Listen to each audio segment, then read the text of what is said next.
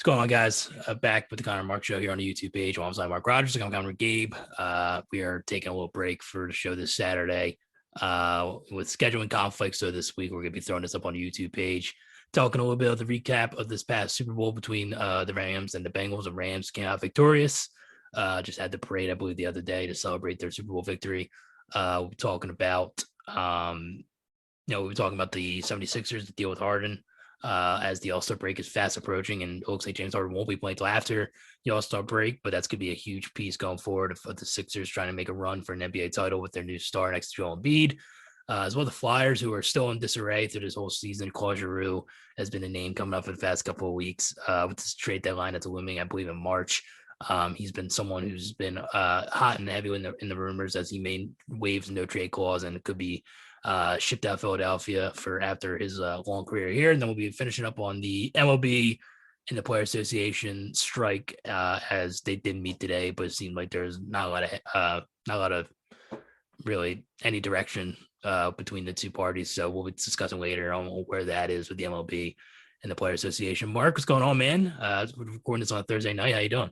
Good, man. And, like you said, definitely first thing on the mind and topic list is definitely going to be the Super Bowl. No, it's been over obviously for a few days, so it's definitely settled in, and the Rams obviously victorious, but great game by the Bengals and Joe Burrow. Just really showed that how strong that defense is of the Rams. Aaron Donald, a little slow start, couldn't find him too much there in the first half, but second half really came to life, and obviously the last 5 or so minutes.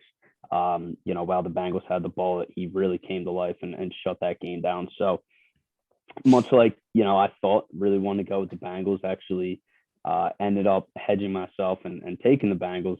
Looked great for a really long period of the game, and then got down to the end. And, what I said last week of that Rams defense, the strongest part of the game, voice crack real bad there, but strongest point of the game. They came up huge at the end and obviously sacked Joe Burrow. So, a lot to get into, on the game. I know we're not going to spend too long, but the one thing that was kind of on to me, I mean, the field didn't look in, great condition in terms of just, OBJ going out with the ACL injury, unfortunately. And then Joe Burrow, MCL sprain. So not great look on the NFL for that, as well as, just the field conditions. I don't know if it's the way they were cutting. I think it's AstroTurf they use. I may be wrong. I have to look into it specifically, but I saw some players that are upset that using AstroTurf is they want to ban that, and I guess use real grass. Definitely looks like AstroTurf. Yeah, very flat and seem to be that way with those injuries. I guess there's a common trend with that, and soft tissue injuries and stuff like that, or tears in the knee and stuff like that. So you never know, but it seemed like. I think I saw a couple players on Twitter voicing their opinion about how upset, they weren't happy about that. But I mean, yeah, you don't want to lose. I mean, Odell looked great in the first half. You don't want to lose your stars, especially in the biggest game of the year. And then Joe Burrow, who I think he only sprained his knee. I think he sprained his MCL.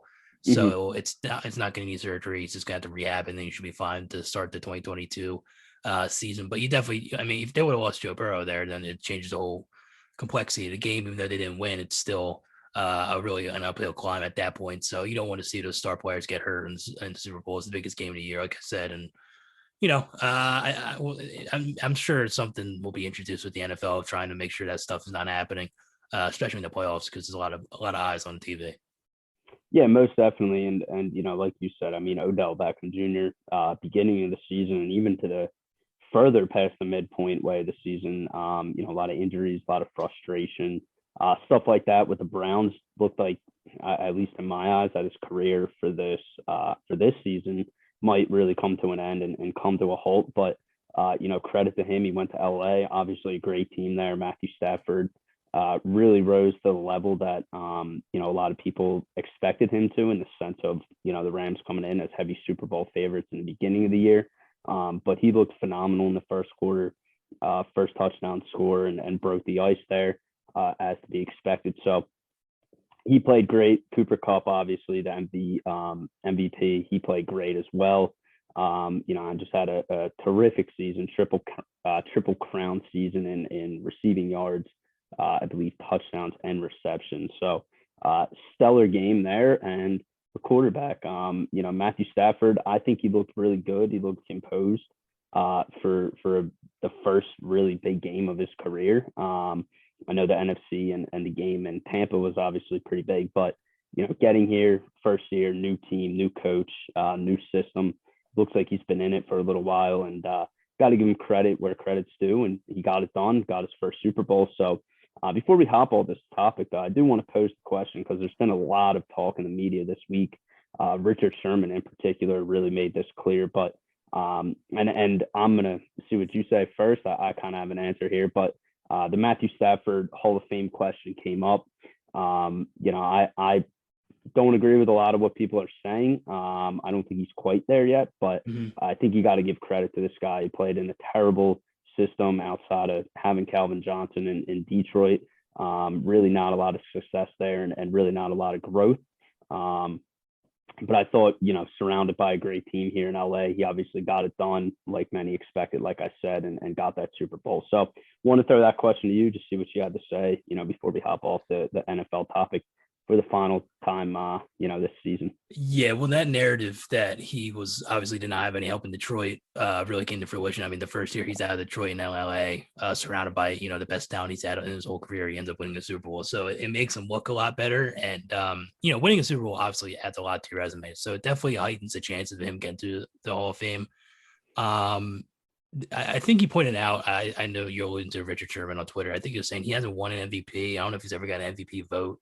I don't know. He hasn't made a lot of All Pros. He hasn't made a lot of Pro Bowls. So I think three Pro Bowls. Yeah. So a lot of it has to do with probably him in Detroit, but he was putting up big numbers. So I did find out a little surprising that he just doesn't have a lot of the individual accolades that some of the other quarterbacks in the NFL have. With that being said, I probably say I don't think he's a Hall of Famer, but I think if he retired tomorrow, they would put him in. He wouldn't be a first ballot, obviously, but he would. I think he would eventually get in just because winning a Super Bowl does so much. So if you're like a really good quarterback, like a Donovan McNabb, and just never win a Super Bowl, I really do think that does really hinder your legacy in a sense. Because obviously Dan Marino never won a Super Bowl, but he was an unbelievable quarterback. He's one of the best ever. But when you look at Matt Stafford, I mean, listen, he's been great his whole career. He put up great numbers, but it was obvious that Detroit's one of the biggest dumpster fires in the NFL, and he was not going to be able to take them far. And then as soon as he goes to LA, he wins the Super Bowl. So that does really help his case. It's not easy winning Super Bowls, as we see every year. It's pretty difficult. We see Josh Allen; he puts up unbelievable numbers, and Justin Herbert didn't get to the playoffs, and he had an unbelievable year. So it's just one of those things. It's just hard to do. So whenever it happens, it really does boost someone's opportunity to get to the Hall of Fame. I personally would not vote him in the Hall of Fame right now, but if he did retire, he would. I think he would eventually get in, just because that's a lot of it in narrative. And I think that, you look at a guy like Eli Manning's going to get into the Hall of Fame. I know he's one too, but I think Matthew Stafford's a better quarterback than Eli Manning. I think that he's just better, more talented. So, but it really comes down to Super Bowl and individual accolades. And I think ultimately, even right now, I think Stafford probably would get in. Yeah, I agree with you. I think he would get in. Do I think he's a Hall of Famer at this time? I do not. I think he just needs to add a little more to that resume. But I think he's going to stick around in LA for 3 or so more years, maybe more. And who really knows what can happen there. And like you said, to your point, the Super Bowl has boosted your resume in such a substantial way that, Dan Marino is a great point. I mean, led the league and or led the NFL, my apologies, in NFL passing yards. And I believe he was at the top of touchdowns or very close to the top at one point. So, totally agree with you on that sense. Just wanted to see what you had to say, because I thought it was an interesting conversation. A lot of people are, on one side as well as the other, with the Super Bowls, but I'll obviously point to the individual accolades as well. So before we leave this topic, I think he will be voted into the Hall of Fame at one point. And I do think that the Rams end up winning another Super Bowl. I just think that marriage between Sean McVay and Matthew Stafford is really a match made in heaven. They're both gamers. They both really understand the game well. Stafford sees the game like no other, in my opinion, next to, maybe a Patrick Mahomes or Tom Brady. That no-look pass at the end of the game to Cooper Kupp, past Von Bell was amazing. And, he's been really doing that his whole career. He invented You the just no haven't look seen it. pass. Yeah. Yeah, and obviously because he's in Detroit, it's just it doesn't really get brought up. So Well, interesting topic, but the thing is interesting as well because we've heard rumors about Aaron Donald and Sean McVay like possibly retiring. I think the McVay thing is probably not going to happen. I think his wife posted on social media that he's not going to yeah, retire, and I know Aaron Donald. I mean, there really hasn't been. I know he said that he'll come back in the parade, but I mean, these guys are hammered all day drinking, like celebrating. So you just don't know, like you don't know really how he feels. He could feel different the next day, but that's another thing too as well because Sean McVay could look at the situation 2 years from now, and then once the oil's all pumped out, and it's all all the older guys are leaving and retiring and declining, and they don't really have any assets to rebuild the organization. Maybe at that point he considers to retire because it just seems like a situation where he's probably not going to win the Super Bowl for the foreseeable future. hmm But at the end of the day, and this could translate into the Sixers conversation, they won the Super Bowl. So like they sold all their assets, they bought all in, they moved all their chips to the front of the table, and they ended up winning a Super Bowl, which is, at the end of the day, if 2 and 3 years from now, they're one of the bottom, teams in the NFL. They're gonna have like a slow rebuild to get back to where they are now. It's probably gonna be worth it looking back at it because they accomplished what they set out to do. So that going to the Sixers now, because Sixers, that's exactly what they did. They traded all their picks. They traded. I mean, they didn't really sell as much as the Rams did. The Rams really did sell, but or buy. But the Sixers, they sell away, 2 of their first round picks. I don't think they can make a first round pick for a foreseeable future. Um, but they got got rid of Curry, they got rid of Drummond, which are more side pieces. But they really are moving all their chips in the center of the table, saying, okay, we got Embiid, we got Harden, we got Tobias Harris, we got Tyrese Maxey, Thibault. We have that type of core that okay, these are going to be the guys trying to get us to the NBA championship. And that was what Darren Moy really echoed. So I mean, listen, they got they got demolished by Boston the other night. Doesn't really matter. But I really think that this team has a real opportunity to make a run here in 2022 in the playoffs. yeah, I think so too. And to your point, the other night obviously got railroaded by Boston. They've been pretty hot as of late. I think Yeah, they're 10 straight. And I know last week we were talking about our top teams in the Eastern Conference, and just have to check myself because I know I'd even mentioned the Celtics in that top six. So definitely a team to be reckoned with. They obviously proved it there, and there's going to be another tough test with the Bucks tonight. But really looking forward to James Harden's potential return or his target date. I think it's set for after the All-Star break. So a lot of anticipation, but like you said, chips are all in the middle of the table. They want to win. They made it very evident that they want to win the championship. With these picks being traded away, so no reason to really rush it. I do just hope that Harden does limit these more so injuries that can be limited, if that really makes sense, or some of these hamstrings, some of these other things that can really be limited by taking care of your body and really being, in the sense of that, being committed to win a championship, being all in. And by his press conference the other day, really seemed like he is all in, really excited to play with a guy like Joel Embiid and some young stars as well, like you alluded to, Tyrese Maxey, who's been having an incredible season, Thibault, who's been having a great season on the DN. So this team's really built well, in my opinion. And to the analogy of the Rams, I do agree, but in a sense, kind of disagree just because they do have, Maxey and Thibault, who are two very young pieces. But in saying that, the NFL and the NBA is obviously constructed way differently, opposed to a larger roster in the NFL. A little easier to sell as well as rebuild in the NBA. So love the direction the Sixers are going. And I can't wait to see that game on, I believe it's March the 10th, against where Brooklyn. against Yeah. Brooklyn, yep, where Well, Simmons may be well, coming Ben, back here. yeah, Ben has presser, and he said that he hopes that he'll be back for that March 10th game. We'll see if he plays. I don't think he'll play. I don't see it. I just don't think he has, uh, the mental fortitude, to I was keep gonna it, say, yeah, to keep it PC. But like just to go into that building with the animosity it's gonna be in the crowd, and it's listen, it's gonna be one of the uh, you know, most riled up, fan bases that we've seen in Philadelphia for a very long time. So I don't think he'll play, but it'd be pretty cool if he end up does showing up and playing. I'd definitely be a nationally televised game. People are going to want to see this. And and listen, well, we don't know when he's going to start playing anyway. I mean, um, it's kind of up in the air, but it looks like James Harden's probably going to start. I mean, right after the All Star break, which I think will probably be the last week of February. I think this weekend's the All Star game. So, um, yeah, listen, I love it too. I think that we have a combo like Maxey and Harden in the backcourt. I think you have two guys now who can handle the ball, and I'm really excited to see what Tyrese Maxey can learn off James Harden, who's one of the best scorers all time in the NBA. And combo that with Joel Embiid, and I think it'll give a lighter load off Tobias Harris as well. He's not really that second guy this year that he's going to have to be. He'll probably be a third and fourth guy going forward, which I think will really help his game. He'll get a lot of one-on-ones offensively speaking. So, hopefully guys like Danny Green can start hitting shots. It kind of seems like he's like on the tail end of his career. He's kind of dwelling off. He's not really the same player he was in Toronto.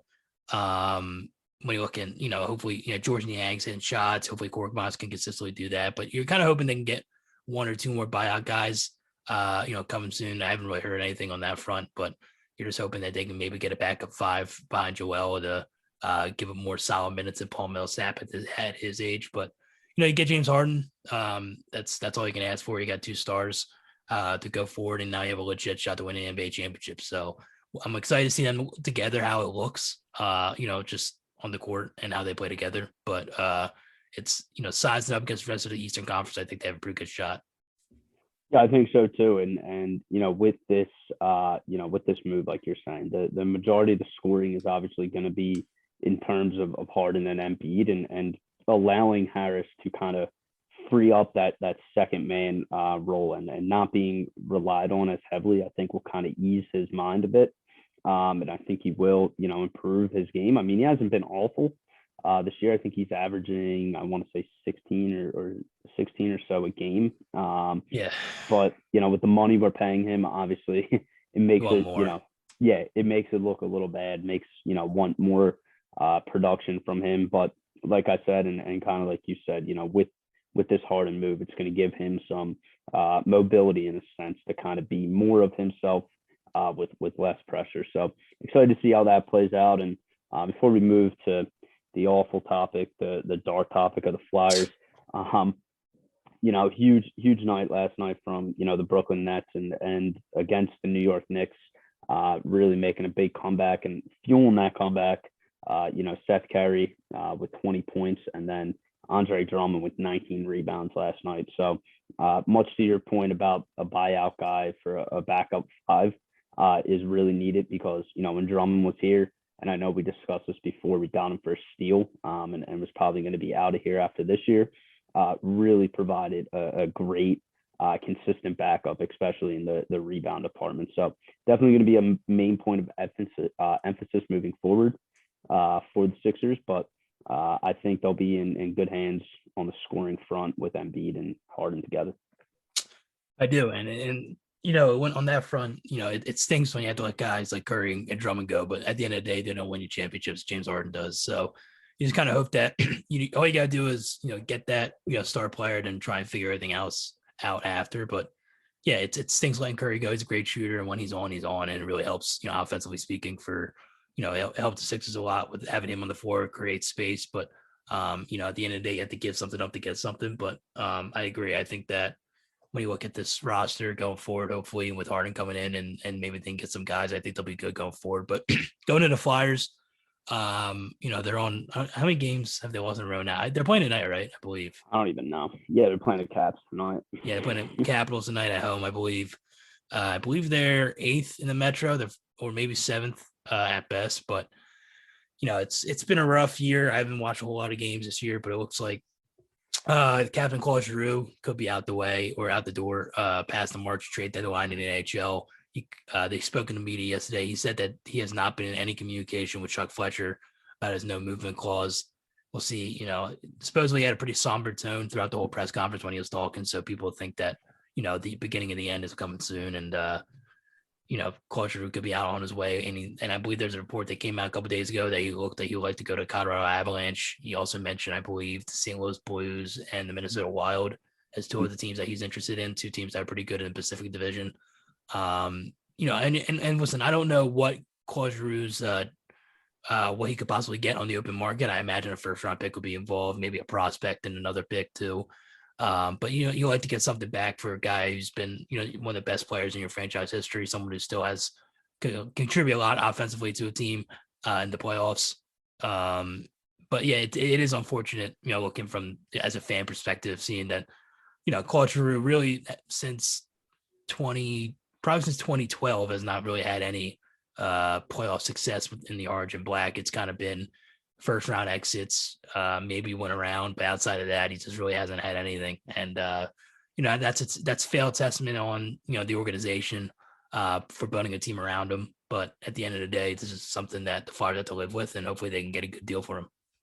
Yeah, I mean, in regards to the three teams that he said he would like to go to, obviously with the season he's had here, and as you alluded to, the really lack of playoff success after his first 3 or 4 years in the league. I believe 2010 was actually his first year when the Flyers went to the Stanley Cup. Yeah, So really I think after it the was first 2009, 2010. I think it was his first full year or something. He was like in okay. and out. I think in AHL and AHL at that time. Yeah, and I mean the lack of building a team around him. I mean that's been the talk in the city of Philadelphia for the past 8, 9 years at this point. When Voracek was here, when Simmons was here, and Giroux was here, it was always one of those guys were going. The other guy was kind of there, and the other guy was non-existent. So I always felt like it was kind of a revolving wheel, and nothing was really ever done about it until Simmons got to the kind of the tail end. They got rid of him. And then obviously Voracek departing last year. So personally, as a Flyers fan and just growing up watching Giroux, I would love to see him go to the Avalanche just because they're the best team out of all of them, and really compete for a cup. This guy's been one of the best, as you said, Flyers in franchise history, but he's the best guy on the team in my opinion right now. 16 goals, I believe 30, I believe 27 assists or so. So he's leading the team in points right now, leading the team in assists. So he's still a quality player. And in regards to return, what we saw with Tyler Toffoli the other day and what they got back for him, the Canadians, as he went to the Calgary Flames, I totally agree with you. I think they should get a fair amount of compensation, maybe a first round pick and a prospect or two, honestly, because this guy's going to go and he has 2 or 3 more good years in him, especially with a team like, look at the Wild. You got Kaprizov, you got Zuccarello, you got guys on the back end, and much in the same in Colorado, probably even better. So he's definitely going to get traded. It's just where to. And just a side note here, I believe his 1,000th game with the Flyers will be on March 17th, 4 days prior to the deadline. So that would be pretty special for him. But I'm sure he doesn't, care too much about that. I think he just wants to win and wants to get the most that's left in his career. So definitely something to watch. And then you got obviously Ristolainen situation going on right now. Flyers brought him in on a expiring deal, and it's indicating that he may be either on the move at the deadline or not being re-signed in his camp at least. Just because of being in Buffalo and stuff like that. So this team's really down, and I hate to see it because Carhart's a young goalie, and really just smashing his confidence. And I really don't think it's on him. He's been playing pretty decent in the past few games, but really can't get any support on the defensive end and really lacking production on the O end. So nothing good to say. Me just ranting about the Flyers because it's upsetting, but hopefully they make some smart moves at the deadline here to kind of set themselves up for the future. Yeah, hopefully we'll see what happens on that front. And it's not a whole lot to say. I mean, we'll probably address when the trade deadline gets closer of what kind of deals that could be in place for Claude Giroux or maybe any other Flyers that could be dealt on the deadline. But until then, there's not much to talk about. There's a lot of real quick.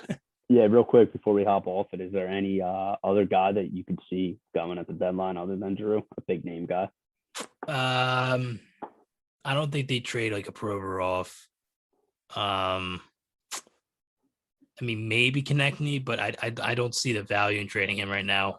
But he's definitely a name that, Konechny's definitely a guy who could be thrown around in there. JVR is another name, but I don't know what you can get for him. Probably not much. I mean, Kim Atkinson, if you want to see, you can flip him for something. I still think he's a really good. I always like Kim Atkinson. He's like a nice hockey player. He can do a lot for you in the penalty kill. He's just got energy, could score. So, it's a shame that if we got rid of him, it just didn't work out just because the team wasn't in the right spot for him at the point. But you can definitely get something good back for him. I mean, he's a nice player. And if you flip him for something back when you traded away Voracek, I think that'd be a pretty good deal. But outside of that, I don't know. I mean, it's not a whole lot. I mean, there's a lot of injured players, the Couturier is injured, Hayes is injured.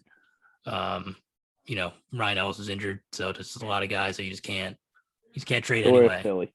Yeah, Yeah. story Yeah. of Philly. It's not getting any better with the Flyers, and I just don't think he's getting better anytime soon. So hopefully they bottom out and get a first round pick or the top pick in the first round. They probably chose the wrong year of tanking too. You should wait until next year, but there's a little bit better player coming out then than there is now. But moving into the final discussion, the MLB, the Players Association and the league met today. I think it was only like a 15-minute discussion. I mean, this usually happens whenever they'll be like they're about to meet at like this time.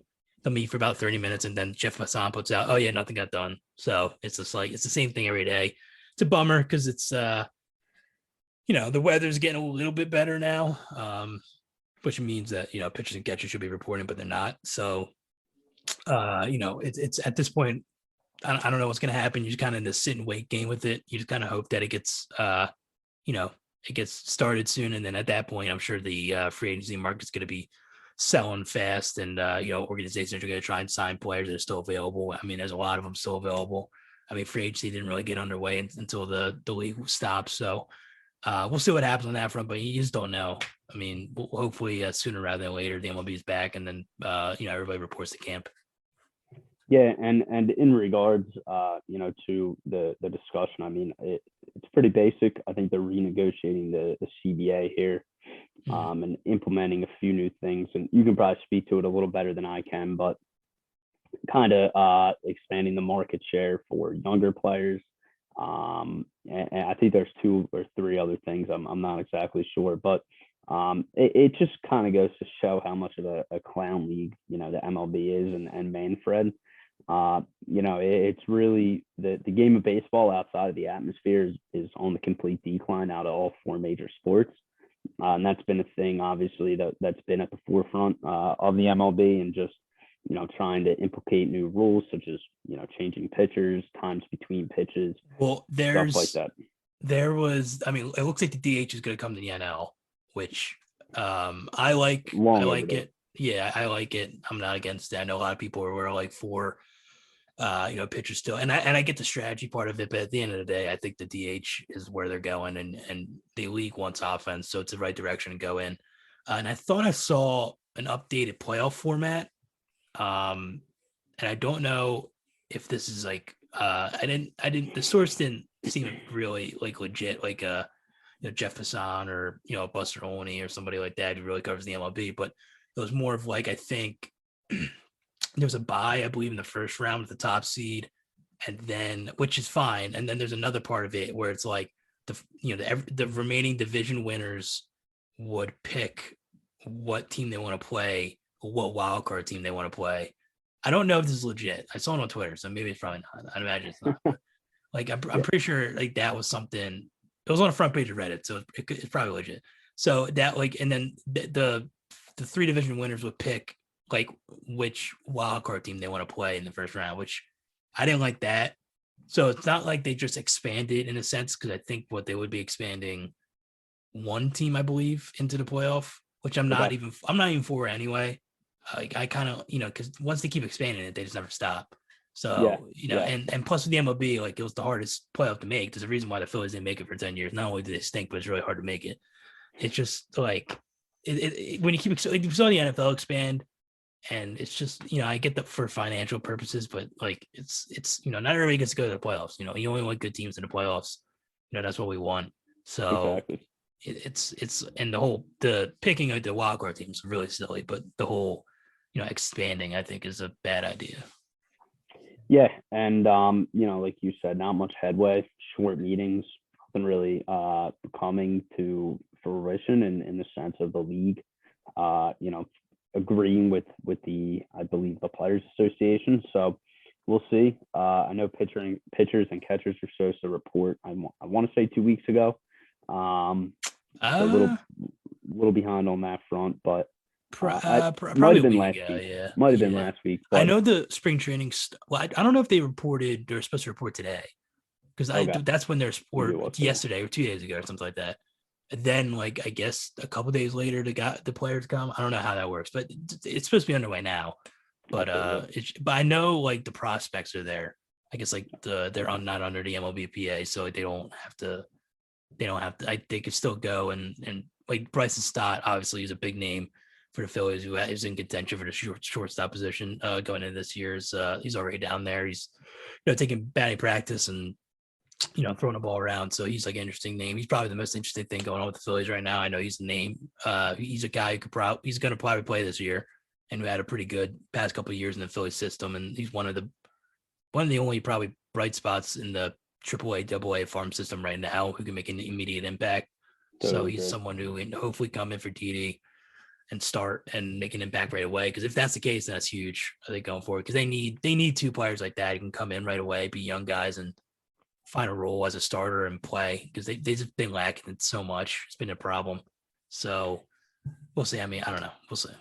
Yeah, I mean they have a lot of holes to fill, especially in that outfield, and then as you alluded to in the infield as well. So I know before all this took place, they did sign a relief pitcher, but outside of that, definitely gonna have to address a few areas, like I said, center and left field.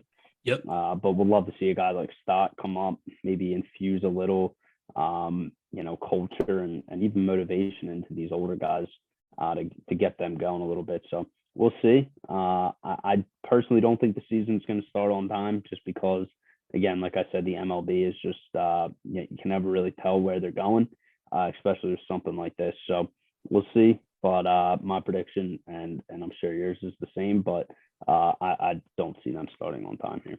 No.